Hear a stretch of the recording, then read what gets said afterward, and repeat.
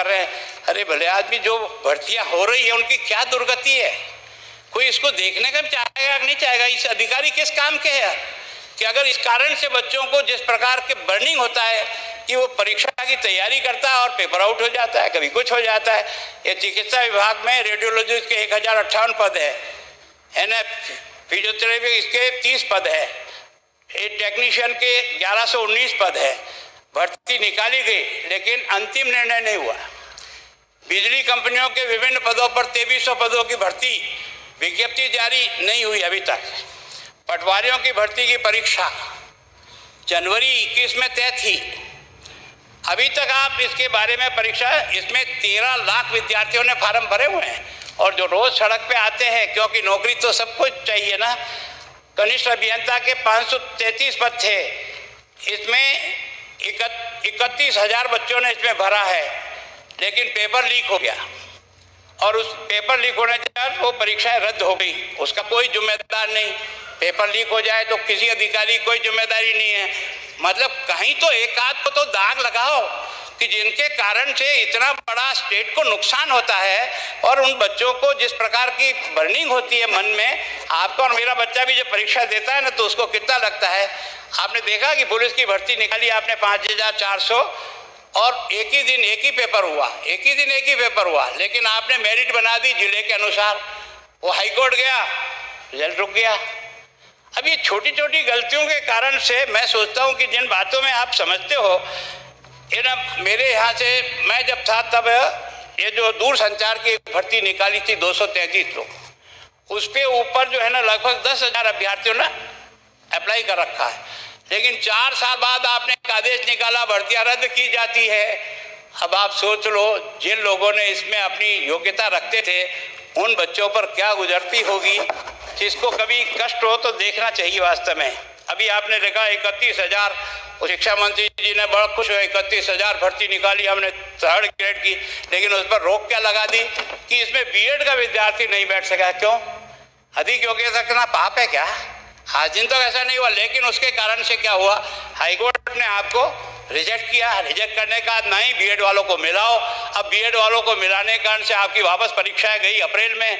अगर ये समय पे होता तो ये तकलीफ नहीं आती, लेकिन आप इसको ठीक तरह से, ये जो पूर्व प्राथमिक की जो आपने परीक्षा की 1350 पदों की, इस 50 पदों में से जब इनके डॉक्यूमेंट का वेरिफिकेशन हुआ तो 850 फर्जी डॉक्यूमेंट निकले।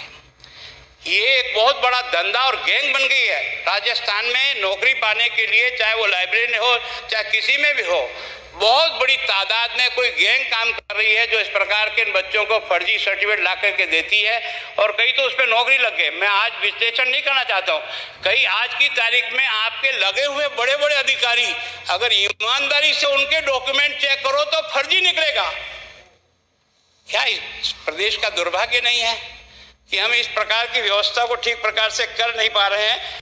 अब मैं सोचता हूं कि अभी आपने रीट की परीक्षा के बारे में हमने कहा कि यार महावीर जयंती है, 2 दिन पहले कर लो यार, कम से कम हमारे इतने बच्चे जो है ना परेशान होंगे और इतने स्कूल और कॉलेज हमारे भी समाज के द्वारा चलते हैं, वहाँ भी वो सारा का सारा स्टाफ, क्योंकि सेंटर है तो उनको जाना ही पड़ेगा, 100% उनको काम देखना ही पड़ेगा।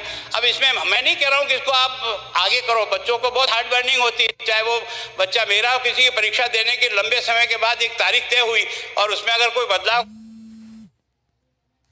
मैं चाहता हूँ उसको 5 दिन पहले कर लो, 7 दिन पहले कर लो, जो भी आपको ठीक प्रकार से व्यवस्था होती है उसको। अब पेपर लीक होने का भी एक सिलसिला चल पड़ा है।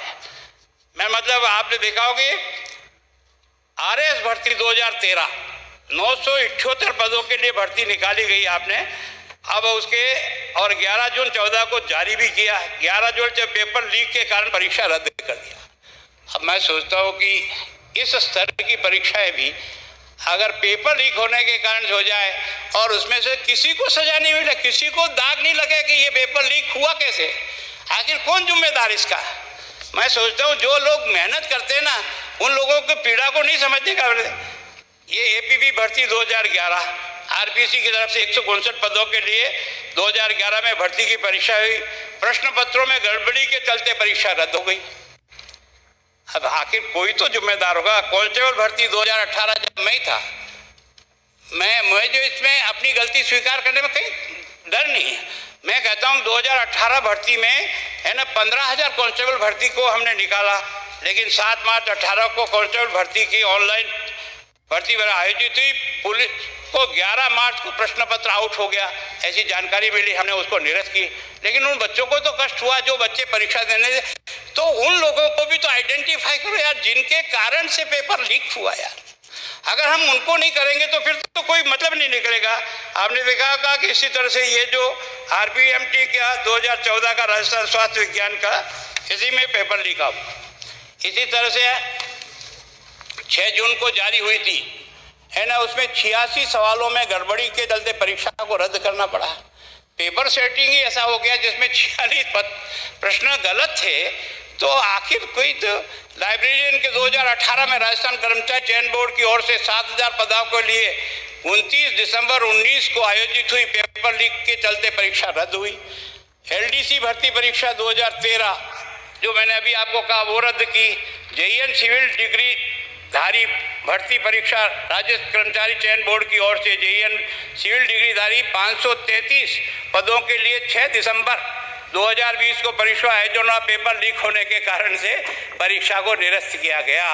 मेरी केवल कहने के पीछे भावना यह है कि इस प्रकार की परीक्षा आयोजित करते हैं, इसको समय पे कराओ। इसके लिए जो भी उत्तरदायित्व है उस आदमी को आइडेंटिफाई करके सजा दिलाओ, ताकि भविष्य में कम से कम ये पेपर लीक होने की जो समस्या आती है वो कम से कम नहीं आए। अब आपने जो बातें जो की ना कि हम नौजवान को 3500 रुपये देंगे, थोड़ा बहुत तो आदमी के मन पे असर रहता है, नहीं रहता। मेरी बच्ची ने भी मुझे पूछा, पापा कम से कम नौकरी नहीं मिलेगी, कोई बात नहीं, हमको 3500 रुपये हाथ खर्ची तो मिलेगी। तो वास्तव में उस बच्चे के मन में स्वाभाविक होता है, और इसलिए आपने 3500 रुपया उसमें जो आपने अपने घोषणा पत्र में लिखा कि बेरोजगार बच्चों को या तो नौकरी मिलेगी या फिर आपको भत्ता मिलेगा, तो सबके दिमाग में ये तो आया कि कम से कम 3500 रुपये तो मुझे मिलेगा। बच्चे का मन स्वाभाविक हुआ, और आपको वोट दिए उन्होंने, कितने ज्यादा मिले? 50,000 ही मिले ना। आपके और हमारे बीच में वोटों का अंतर तो 50,000 का ही था ना। 52,000 तो पोलिंग स्टेशन है, इसका मतलब एक पोलिंग पर एक वोट ही ज्यादा मिला। ज्यादा इतना अभिमान करने की जरूरत नहीं है।